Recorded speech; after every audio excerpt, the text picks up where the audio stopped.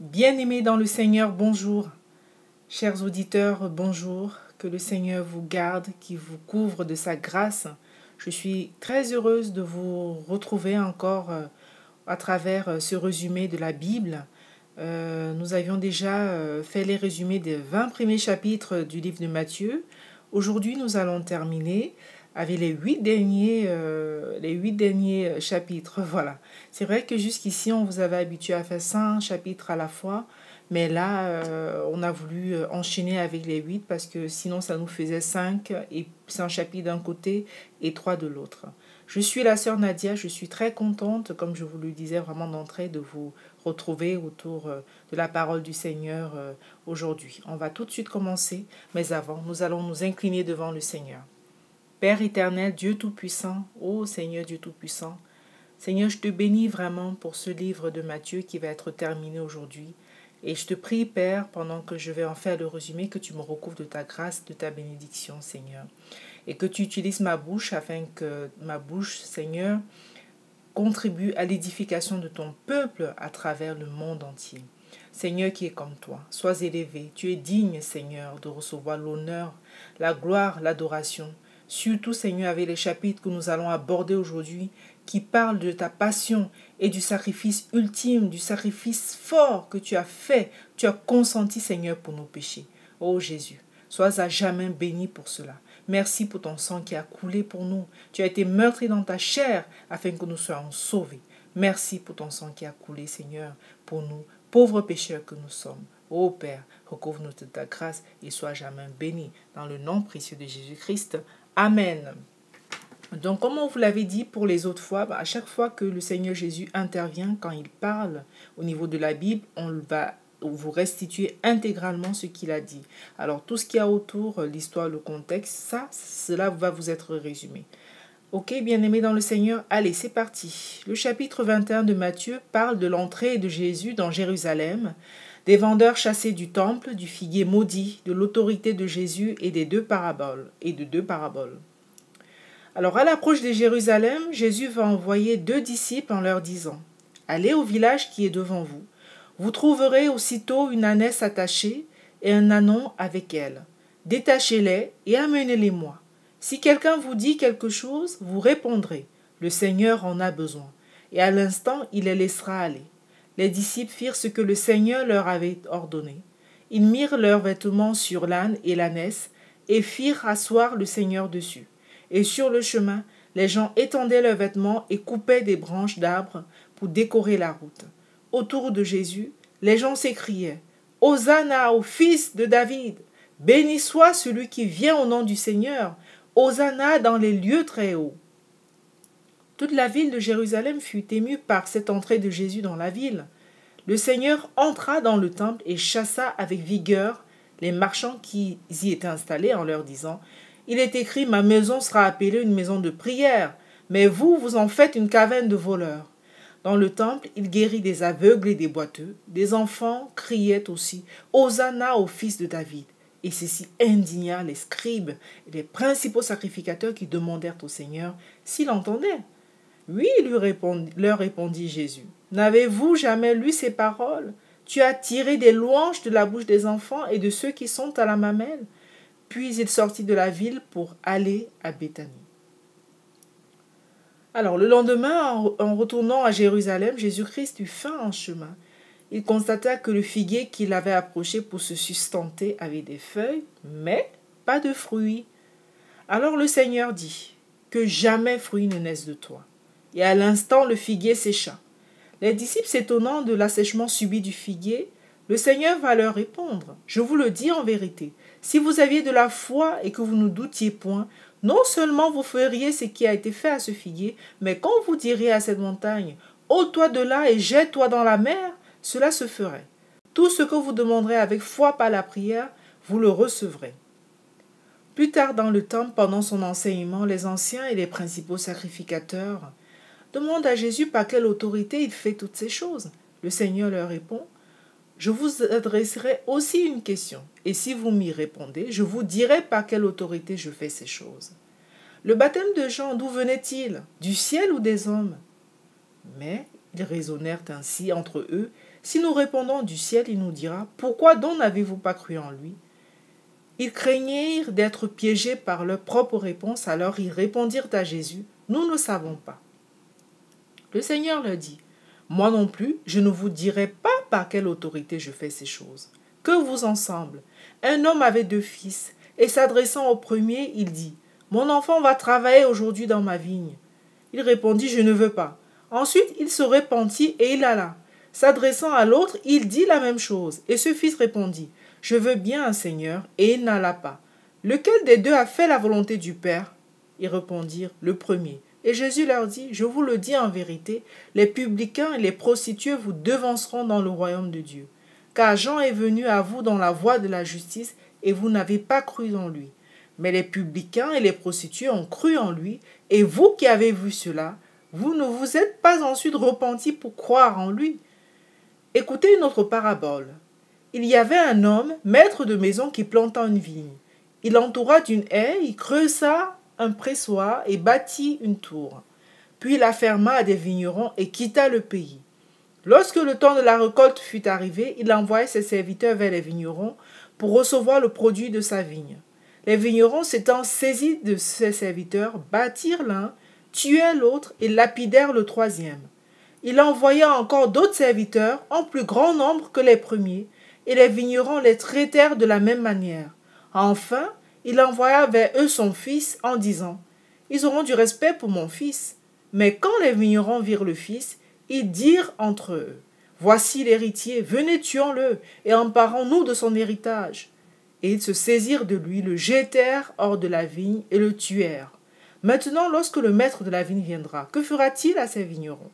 Ils lui répondirent, il fera périr misérablement ces misérables, et il affermera la vigne à d'autres vignerons, qui lui en donneront le produit au temps de la récolte.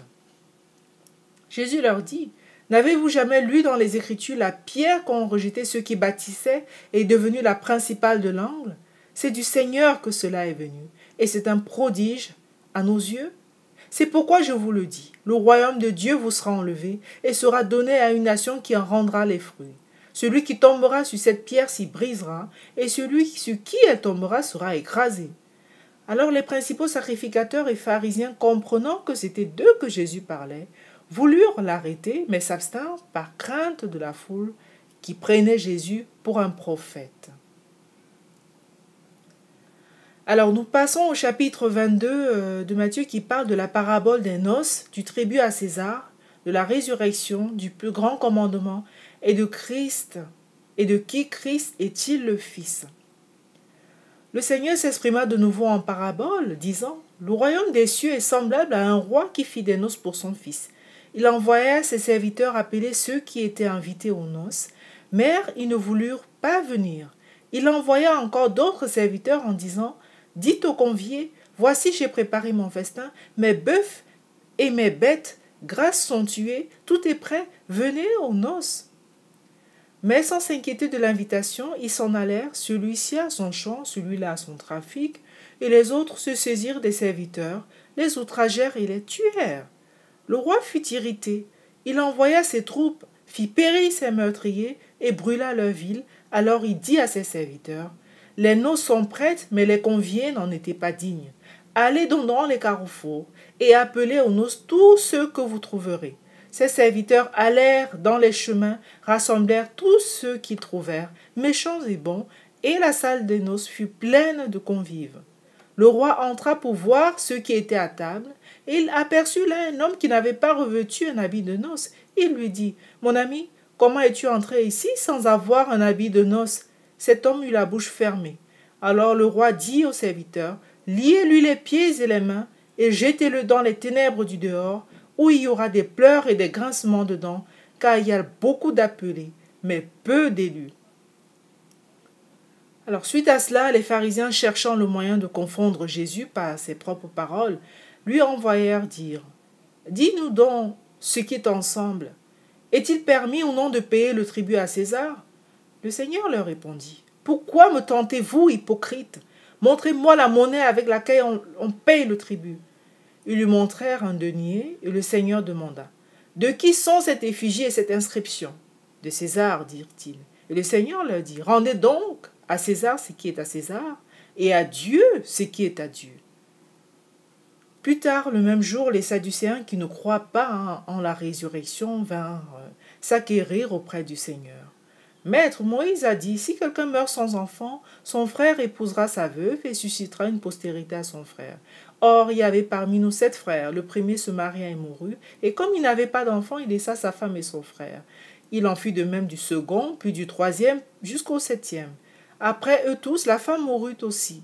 À la résurrection, duquel des 7 sera-t-elle, dont la femme, car tous l'ont eue? Jésus leur répond, vous êtes dans l'erreur, parce que vous ne comprenez ni les Écritures ni la puissance de Dieu. Car à la résurrection, les hommes ne prendront point de femmes, ni les femmes de mari, mais ils seront comme les anges de Dieu dans le ciel.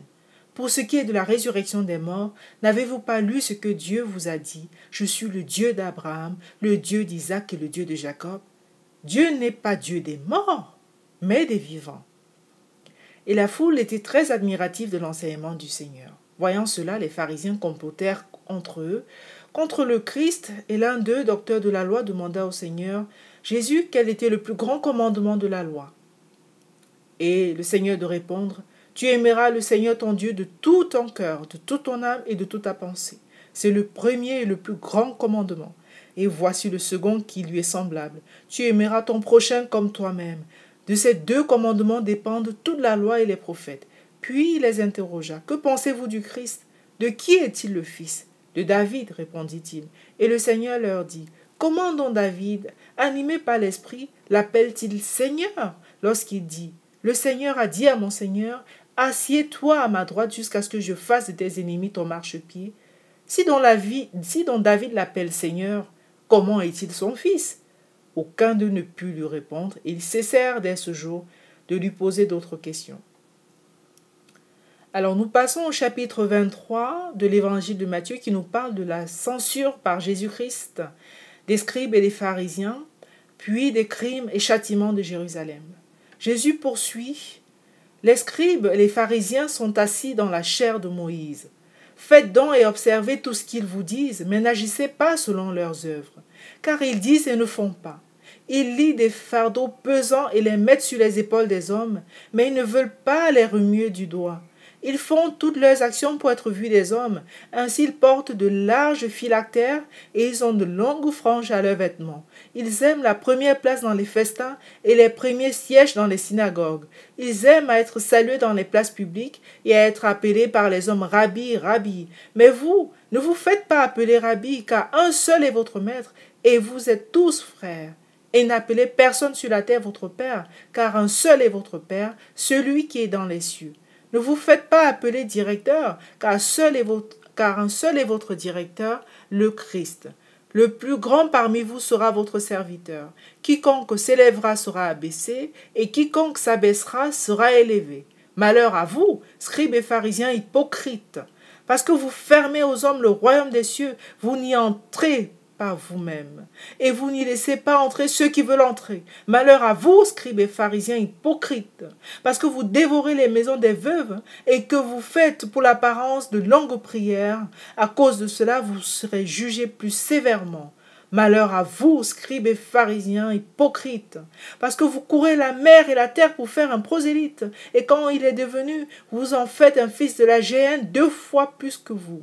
Malheur à vous, conducteurs aveugles, qui dites, si quelqu'un jure par le temple, ce n'est rien, mais si quelqu'un jure par l'or du temple, il est engagé.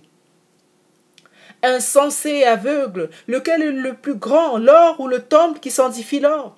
Si quelqu'un, dites-vous encore, jure par l'autel, ce n'est rien, mais si quelqu'un jure par l'offrande qui est sur l'autel, il est engagé. Aveugle, lequel est le plus grand, l'offrande ou l'autel qui sanctifie l'offrande? Celui qui jure par l'autel et par tout ce qui est dessus. Celui qui jure par le temple et par celui qui l'habite. Et celui qui jure par le ciel, jure par le trône de Dieu et par celui qui est assis. Malheur à vous, scribes et pharisiens hypocrites, parce que vous payez la dîme de la menthe, de la nette et du cumin, et que vous laissez ce qui est plus important dans la loi, la justice, la miséricorde et la fidélité. C'est là ce qu'il fallait pratiquer, sans négliger les autres choses. Conducteurs aveugles, qui coulaient le moucheron et qui avalaient le chameau. Malheur à vous, scribes et pharisiens hypocrites, parce que vous nettoyez le dehors de la coupe et du plat, et qu'au-dedans ils sont pleins de rapines et d'intempérance.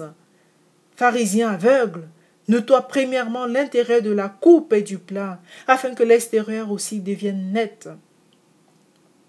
Malheur à vous, scribes et pharisiens hypocrites, parce que vous ressemblez à des sépulcres blanchis, qui paraissent beaux au dehors et qui au-dedans sont pleins d'ossements de mort et de toutes sortes et de toute espèce d'impureté. Vous de même, au dehors, vous paraissez juste aux hommes, mais au-dedans vous êtes pleins d'hypocrisie et d'iniquité. Malheur à vous, scribes et pharisiens hypocrites, parce que vous bâtissez les tombeaux des prophètes et ornez les sépulcres des justes, et que vous dites, si nous avions vécu du temps de nos pères, nous ne nous serions pas joints à eux pour répandre le sang des prophètes. Vous témoignez ainsi contre vous-même que vous êtes les fils de ceux qui ont tué les prophètes. Comblez donc la mesure de vos pères. Serpents, race de vipères, comment échapperez-vous au châtiment de la géhenne? C'est pourquoi, voici, je vous envoie des prophètes, des sages et des scribes. Vous tuerez et crucifierez les uns, vous battrez de verges les autres dans vos synagogues, et vous les persécuterez de ville en ville, afin que retombe sur vous tout le sang innocent répandu sur la terre, depuis le sang d'Abel le juste, jusqu'au sang de Zacharie, fils de Barachi, que vous avez tué entre le temple et l'autel. Je vous le dis en vérité, tout cela retombera sur cette génération. Jérusalem, Jérusalem, qui tue les prophètes et qui lapide ceux qui te sont envoyés. Combien de fois ai-je voulu rassembler tes enfants comme une poule rassemble ses poussins sous ses ailes, et vous ne l'avez pas voulu. Voici votre maison vous sera laissée déserte. Car je vous le dis, vous ne me verrez plus désormais, jusqu'à ce que vous disiez, béni soit celui qui vient au nom du Seigneur. Nous passons au chapitre 24 de Matthieu, qui nous instruit sur la destruction de Jérusalem, de l'avènement du Fils de l'homme, puis de l'exhortation à la vigilance.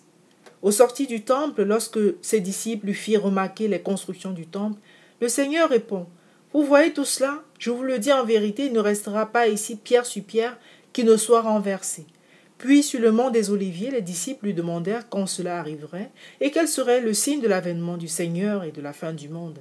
Le Seigneur répondit, « Prenez garde que personne ne vous séduise, car plusieurs viendront sous mon nom disant, c'est moi qui suis le Christ, et ils séduiront beaucoup de gens. Vous entendrez parler de guerre et de bruit de guerre. Gardez-vous d'être troublés, car il faut que ces choses arrivent, mais ce ne sera pas encore la fin. Une nation s'élèvera contre une nation, un royaume contre un royaume, et il y aura en divers lieux des famines et des tremblements de terre. Tout cela ne sera que le commencement des douleurs. Alors on vous livrera au tourment, et l'on vous fera mourir, et vous serez haïs de toutes les nations à cause de mon nom. Alors aussi plusieurs succomberont, et ils se trahiront, se haïront les uns les autres. Plusieurs faux prophètes s'élèveront et ils séduiront beaucoup de gens. Et parce que l'iniquité se sera accrue, la charité du plus grand nombre se refroidira. Mais celui qui persévérera jusqu'à la fin sera sauvé. Cette bonne nouvelle du royaume sera prêchée dans le monde entier pour servir de témoignage à toutes les nations. Alors viendra la fin. C'est pourquoi, lorsque vous verrez l'abomination de la désolation dont a parlé le prophète Daniel, établie en lieu saint, que celui qui lit fasse attention. Alors que ceux qui seront en Judée fuient dans les montagnes, que celui qui sera sur le toit ne descende pas pour prendre ce qui est dans sa maison, et que celui qui sera dans les champs ne retourne pas en arrière pour prendre son manteau. Malheur aux femmes qui seront enceintes et à celles qui allaiteront en ces jours-là. Priez pour que votre fuite n'arrive pas en hiver ni un jour de sabbat, car alors la détresse sera si grande qu'il n'y en a point eu de pareil depuis le commencement du monde jusqu'à présent, et qu'il n'y en aura jamais. Et si ces jours n'étaient abrégés, personne ne serait sauvé. Mais à cause des élus, ces jours seront abrégés. Si quelqu'un vous dit alors, le Christ est ici ou il est là, ne le croyez pas, car il s'élèvera de faux Christ et de faux prophètes. Ils feront de grands prodiges et des miracles au point de séduire, s'il était possible, même les élus.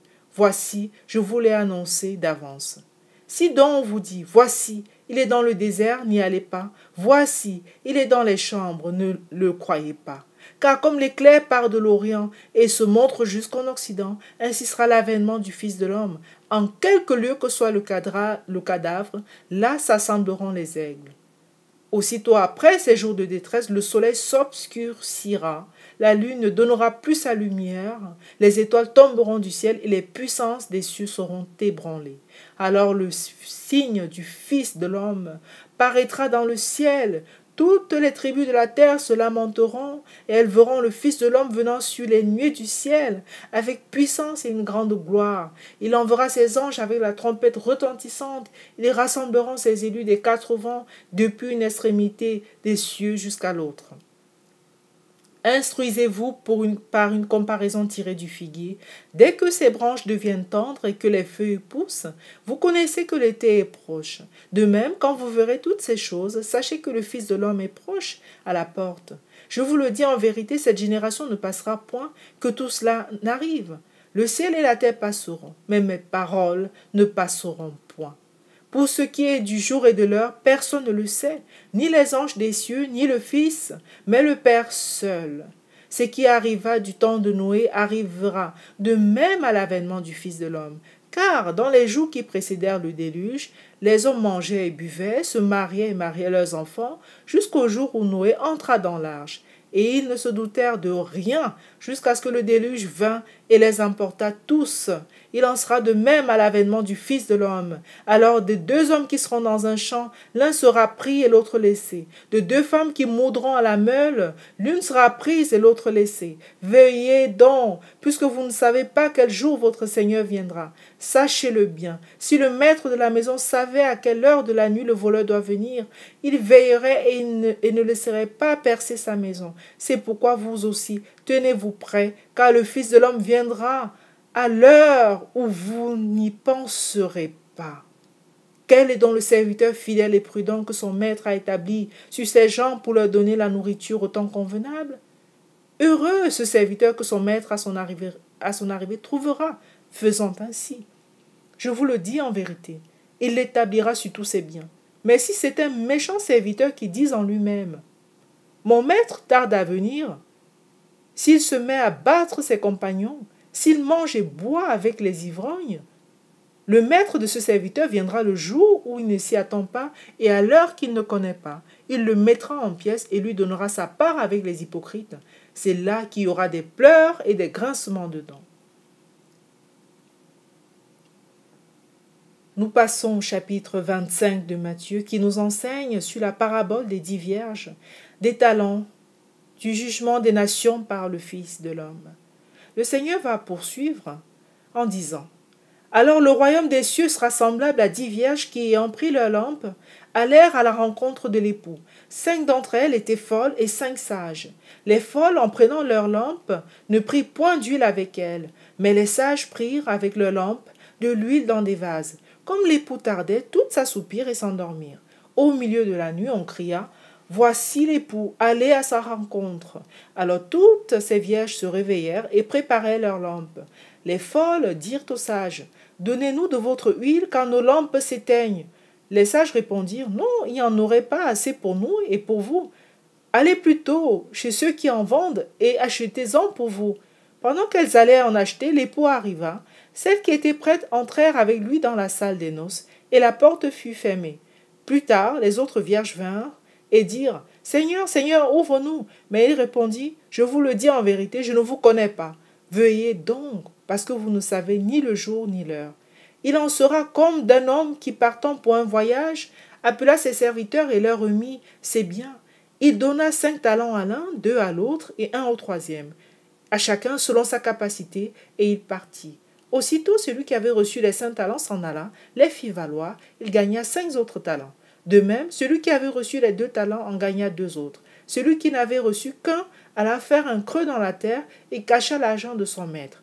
Longtemps après, le maître de ses serviteurs revint et leur fit rendre compte. Celui qui avait reçu les 5 talents s'approcha, en apporta 5 autres talents, et il dit « Seigneur, tu m'as remis 5 talents, voici, j'en ai gagné 5 autres. » Son maître lui dit « C'est bien, bon et fidèle serviteur. Tu as été fidèle en peu de choses, je te confierai beaucoup. Entre dans la joie de ton maître. » Celui qui avait reçu les talents, qui avait reçu les 2 talents, s'approcha aussi et il dit, Seigneur, tu m'as remis 2 talents, voici j'en ai gagné 2 autres. Son maître lui dit, c'est bien, bon et fidèle serviteur, tu as été fidèle en peu de choses, je te confierai beaucoup, entre dans la joie de ton maître. Celui qui n'avait reçu qu'1 talent s'approcha ensuite et il dit, Seigneur, je savais que tu es un homme dur qui moissonne où tu n'as pas semé et qui amasse où tu n'as pas vanné. J'ai eu peur et je suis allé cacher ton talent dans la terre. Voici, prends ce qui est à toi. Son maître lui répondit, Serviteur méchant et paresseux, tu savais que je moissonne où je n'ai pas semé et que j'amasse où je n'ai pas vanné. Il te fallait donc remettre mon argent au banquier et à mon retour j'aurais retiré ce qui est à moi avec un intérêt. Ôtez-lui donc le talent et donnez-le à celui qui a les 10 talents. Car on donnera à celui qui a, et il sera dans l'abondance, mais à celui qui n'a pas, on ôtera même ce qu'il a. Et le serviteur inutile, jetez-le dans les ténèbres du dehors, où il y aura des pleurs et des grincements de dents. Lorsque le Fils de l'homme viendra dans sa gloire avec tous les anges, il s'assiera sur le trône de sa gloire. Toutes les nations seront assemblées devant lui. Il séparera les uns d'avec les autres, comme le berger sépare les brebis d'avec les boucs, et il mettra les brebis à sa droite et les boucs à sa gauche. Alors le roi dira à ceux qui seront à sa droite, « Venez, vous qui êtes bénis de mon Père, prenez possession du royaume qui vous a été préparé dès la fondation du monde. Car j'ai eu faim et vous m'avez donné à manger. J'ai eu soif et vous m'avez donné à boire. J'ai été étranger et vous m'avez recueilli. J'étais nu et vous m'avez vêtu. J'étais malade et vous m'avez visité. J'étais en prison et vous êtes venus vers moi. » Les justes lui répondront, « Seigneur, quand avons-nous vu avoir faim et t'avons-nous donné à manger, ou avoir soif et t'avons-nous donné à boire? Quand avons-nous vu étranger et t'avons-nous recueilli, ou nu et t'avons-nous vêtu? Quand avons-nous vu malade ou en prison et sommes-nous allés vers toi? » Le roi leur répondra, « Je vous le dis en vérité, toutes les fois que vous avez fait ces choses à l'un de ces plus petits de mes frères, c'est à moi que vous les faites. » Ensuite il dira à ceux qui seront à sa gauche, « Retirez-vous de moi, maudits, allez dans le feu éternel qui a été préparé pour le diable et pour ses anges. Car j'ai eu faim et vous ne m'avez pas donné à manger. J'ai eu soif et vous ne m'avez pas donné à boire. J'étais étranger et vous ne m'avez pas recueilli. J'étais nu et vous ne m'avez pas vêtu. J'étais malade et en prison et vous ne m'avez pas visité. » Ils répondront aussi, « Seigneur, quand avons-nous vu ayant faim, ou ayant soif, ou étranger, ou nu, ou malade, ou en prison, et ne t'avons-nous pas assisté ?» Et il leur répondra, « Je vous le dis en vérité, toutes les fois que vous n'avez pas fait ces choses à l'un de ces plus petits, c'est à moi que vous ne les avez pas faites. Et ceux-ci iront au châtiment éternel, mais les justes à la vie éternelle. »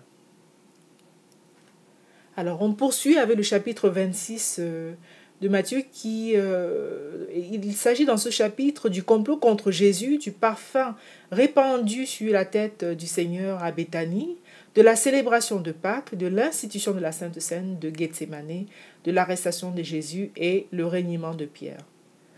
Alors le Seigneur dit à ses disciples, « Vous savez que la Pâque a lieu dans 2 jours et que le Fils de l'homme sera livré pour être crucifié. » Les principaux sacrificateurs complotèrent contre Jésus dans la cour de Caïphe, souverain sacrificateur, pour arrêter Jésus et le faire mourir en dehors de la fête de Pâques. Jésus se trouvant à Béthanie, dans la maison de Simon le lépreux, une femme s'approcha de lui et répandit un parfum de grand prix sur sa tête. Les disciples considéraient que c'était du gaspillage, car ils auraient voulu vendre ce parfum pour en donner le prix aux pauvres. Jésus leur dit, « Pourquoi faites-vous de la peine à cette femme? Elle a fait une bonne action à mon égard, car vous avez toujours des pauvres avec vous, mais vous ne m'avez pas toujours. En répandant ce parfum sur mon corps, elle a fait pour ma sépulture. Je vous le dis en vérité, partout où cette bonne nouvelle sera prêchée dans le monde entier, on racontera aussi en mémoire de cette femme ce qu'elle a fait. » Alors Judas Iscario, l'un des 12 disciples, alla compléter avec les principaux sacrificateurs pour livrer Jésus contre 30 pièces d'argent. Le premier jour des pains sans levain, les disciples demandèrent au Seigneur où ils souhaitaient qu'il prépare le repas de Pâques. Il leur dit, « Allez à la ville chez un tel et vous lui direz, « Le maître dit, mon temps est proche, je ferai chez toi la Pâque avec mes disciples. » Ils obéirent et pendant qu'ils mangeaient tous ensemble le soir, Jésus leur dit, « Je vous le dis en vérité, l'un de vous me livrera. » Chacun lui demanda, « Est-ce moi, Seigneur ?» Il répondit, « Celui qui a mis avec moi la main dans le plat, c'est celui qui me livrera. » le Fils de l'homme s'en va selon ce qui est écrit de lui. Mais malheur à l'homme par qui le Fils de l'homme est livré. Mieux vaudrait pour cet homme qui ne fût pas né. Judas demanda à son tour, « Est-ce moi, Rabbi ?» Jésus lui répondit, « Tu l'as dit. » Puis le Seigneur prit du pain, rendit grâce, le rompit et le donna aux disciples, disant, « Prenez, mangez, ceci est mon corps. » Puis il prit une coupe, rendit grâce, la leur donnant en disant, « Buvez-en tous, car ceci est mon sang, le sang de l'alliance qui est répandu pour plusieurs, pour la rémission des péchés. Je vous le dis, je ne boirai plus désormais de ce fruit de la vigne, jusqu'au jour où j'en boirai de nouveau avec vous dans le royaume de mon Père. » Après avoir chanté des cantiques, ils allèrent sur le mont des Oliviers, et le Seigneur leur dit, « Je serai pour vous tous cette nuit une occasion de chute, car il est écrit, je frapperai le berger, et les brebis du troupeau seront dispersées. » Pierre dit, « Quand tu serais pour tous une occasion de chute, tu ne le seras jamais pour moi. » Mais le Seigneur lui dit, « Je te le dis en vérité, cette nuit même avant que le coq chante, tu me renieras 3 fois. » Alors Pierre dit au Seigneur que même au prix de sa mort, il ne le renierait pas. Et tous les disciples dirent la même chose. Ils allèrent à Gethsémane, et le Seigneur leur dit, « Asseyez-vous ici pendant que je m'éloignerai pour prier. » Il prit avec lui Pierre et les 2 fils de Zébédée. Et son âme s'attrista et s'angoissa. Il leur dit, « Mon âme est triste jusqu'à la mort. Restez ici et veillez avec moi. » Puis s'éloignant, il se jeta sur sa face et pria, « Mon Père, s'il est possible, que cette coupe s'éloigne de moi. Toutefois, non pas ce que je veux, mais ce que tu veux. » Revenant vers ses disciples qu'il trouva endormis, il dit à Pierre, « Vous n'avez donc pu veiller 1 heure avec moi. Veillez et priez afin que vous ne tombiez dans la tentation. L'esprit est bien disposé, mais la chair est faible. » Il s'éloigna de nouveau pour prier en disant, « Mon Père, s'il n'est pas possible que cette coupe s'éloigne sans que je la boive, que ta volonté soit faite. » Revenu vers les disciples, il les trouva de nouveau endormis. Il s'éloigna et refit la même prière pour la 3e fois. Il vint ensuite vers ses disciples et leur dit, « Vous dormez maintenant et vous vous reposez. Voici l'heure est proche et le Fils de l'homme est livré aux mains des pécheurs. Levez-vous, allons. Voici celui qui me livre s'approche. » Pendant qu'il parlait, Judas arriva accompagné d'une grande foule envoyée par les principaux sacrificateurs et armé d'épées et de bâtons. Judas s'approcha de Jésus, le salua et lui fit une bise, signe qu'il avait donné à ses compagnons de complot pour identifier Jésus. Un des compagnons de Jésus tira son épée et emporta l'oreille d'un serviteur du souverain sacrificateur en le frappant. Jésus lui dit, « Remets ton épée à sa place, car tous ceux qui prendront l'épée périront par l'épée. Penses-tu que je ne puisse pas invoquer mon Père, qui me donnerait à l'instant plus de 12 légions d'anges? Comment donc s'accompliraient les Écritures, d'après lesquelles il doit en être ainsi? » Alors tous ses disciples s'enfuirent, abandonnant là Jésus.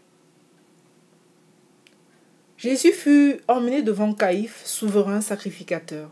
Là l'attendaient les scribes et les anciens. Pierre suivait Jésus à distance. Les principaux sacrificateurs et tout le Sanhédrin cherchaient des faux témoignages pour condamner Jésus. Ils eurent du mal à en trouver. Finalement, après plusieurs passages de faux témoins, 2 vinrent dire, « Celui-ci a dit, je puis détruire le temple de Dieu et le rebâtir en 3 jours. » Caïphe demanda à Jésus s'il n'avait rien à répondre, mais Jésus gardait le silence.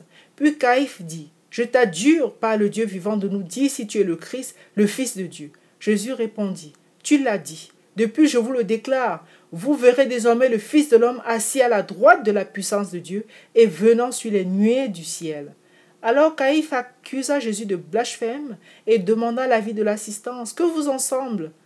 Ils répondirent, « Il mérite la mort. » Alors il lui crachait au visage, le giflait, le frappait en disant, « Christ, prophétise, dis-nous qui t'a frappé. » Pierre était assis dehors. Une servante s'approcha et le reconnut comme étant l'un des disciples de Jésus, ce que Pierre nia devant tous. Se dirigeant vers la porte, une autre servante le reconnut aussi comme l'un des disciples de Jésus. Pierre leur répondit avec serment, « Je ne connais pas cet homme. » Alors les témoins de la scène cherchaient eux aussi à confondre Pierre, qui se mit à jurer, « Je ne connais pas cet homme. » Et aussitôt le coq chanta. Et Pierre se souvint de ce que le Seigneur lui avait dit. Avant que le coq chante, tu me rénieras 3 fois. Il pleura tristement. Nous poursuivons avec le chapitre 27 de Matthieu. Il est question dans cet avant-dernier chapitre de l'évangile de Matthieu de la condamnation de Jésus, du suicide de Judas, de l'outrage des soldats envers le Seigneur, de la crucifixion du Christ et son ensevelissement. Le lendemain matin, les principaux sacrificateurs et les anciens, après un conseil contre Jésus pour le faire mourir, décidèrent de l'emmener chez Ponce Pilate le gouverneur. Alors Judas, pris de remords, après avoir trahi Jésus, se repentit et voulut rendre les 30 pièces d'argent aux principaux sacrificateurs et aux anciens. Ceux-ci refusèrent, puis Judas alla jeter les pièces dans le temple, puis se retira pour aller se pendre. Les principaux sacrificateurs ne voulurent pas mélanger les 30 pièces qui étaient le prix du sang avec le trésor sacré. Avec cet argent de la trahison, ils achetèrent le champ du potier pour ensevelir les étrangers. Ce champ est appelé champ du sang jusqu'à ce jour. Ainsi s'accomplit la prophétie de Jérémie sur les conditions d'acquisition de ce champ. Pilate, le gouverneur romain, demande à Jésus s'il est le roi des Juifs. Jésus lui répond « Tu le dis ». Mais le Seigneur garda silence face à toutes les accusations des principaux sacrificateurs et des anciens. Ce silence de Jésus étonna Pilate, qui demanda à la foule lequel des 2 prisonniers entre Jésus et Barabbas il devait relâcher, car à chaque fête il relâchait un prisonnier. La foule décida de faire périr Jésus au profit de Barabbas. Pilate leur demanda donc ce qu'ils feraient de Jésus, le Christ. La foule répondit « Qu'il soit crucifié !» Le gouverneur les interrogea sur le mal que Jésus avait fait, car il n'en voyait aucun. Le peuple répondit plus fort « Qu'il soit crucifié !» Or, Pilate avait été averti par sa femme au sujet de Jésus en ces termes. « Qu'il n'y ait entre toi et ce juste, qu'il n'y ait rien entre toi et ce juste, car aujourd'hui j'ai beaucoup souffert en songe à cause de lui. » Aussi, voyant que le tumulte de la foule augmentait, Pilate prit de l'eau, se lava les mains devant la foule et dit « Je suis innocent du sang de ce juste. Cela vous regarde. » Et tout le peuple répondit que le sang de Jésus retomba sur eux et leurs enfants. Alors Pilate relâcha Barabbas, fit battre Jésus et le livra au peuple pour qu'il soit crucifié. Les soldats de Pilate revêtirent Jésus d'un manteau écarlate, lui posèrent une couronne d'épines tressée sur la tête, lui mirent un roseau dans la main droite et se moquaient de lui en disant « Salut, roi des Juifs !» Ils lui crachaient dessus, lui frappaient la tête du roseau. Après toutes ces moqueries, ils remirent ses vêtements et l'emmenèrent pour le crucifier. Sur le chemin, ils rencontrèrent un certain Simon, homme de Cyrène, qu'ils obligèrent à porter la croix de Jésus. Arrivés à Golgotha, ils donnèrent à Jésus un vin mêlé de fiel que le Seigneur refusa de boire après y avoir goûté. Après sa crucifixion, ils se partageaient ses vêtements afin que s'accomplisse la prophétie. Ils se sont partagés mes vêtements et ils ont tiré au sort ma tunique. Les soldats gardaient Jésus et on écrivit au-dessus de la tête de Jésus l'objet de sa condamnation. Celui-ci est Jésus, le roi des Juifs. 2 brigands furent crucifiés avec Jésus, l'un à sa droite, l'autre à sa gauche. Les passants l'injuriaient, disant « Toi qui détruis le temple et qui le rebâtis en 3 jours, sauve-toi toi-même, si tu es le Fils de Dieu, descends de la croix. » Les principaux sacrificateurs, les scribes et les pharisiens se moquaient de Jésus et disaient « Il a sauvé les autres et il ne peut se sauver lui-même. S'il est roi d'Israël, qu'il descende de la croix et nous croirons en lui. Il s'est confié en Dieu. Que Dieu le délivre maintenant s'il l'aime, car il a dit « Je suis le Fils de Dieu. » Il y eut des ténèbres sur toute la terre de la 6e à la 9e heure. Vers la 9e heure, le Seigneur s'écria fortement.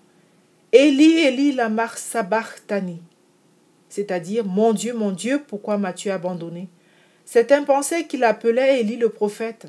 Jésus poussa un grand cri et rendit l'esprit. Et aussitôt le voile du temple se déchira en 2, et la terre trembla et les rochers se fendirent. Les sépulcres libérèrent les corps de plusieurs saints qui ressuscitèrent. Ces saints ressuscités apparurent d'ailleurs à un grand nombre de personnes dans la ville après la résurrection de Jésus. Ceux qui gardaient Jésus, voyant tout ce qui était arrivé, dirent « Assurément, cet homme était le Fils de Dieu. » Pendant ce temps, plusieurs femmes au service de Jésus, parmi lesquelles Marie de Magdala, Marie, mère de Jacques et Joseph, et la mère des fils de Zébédée, observaient la scène de loin.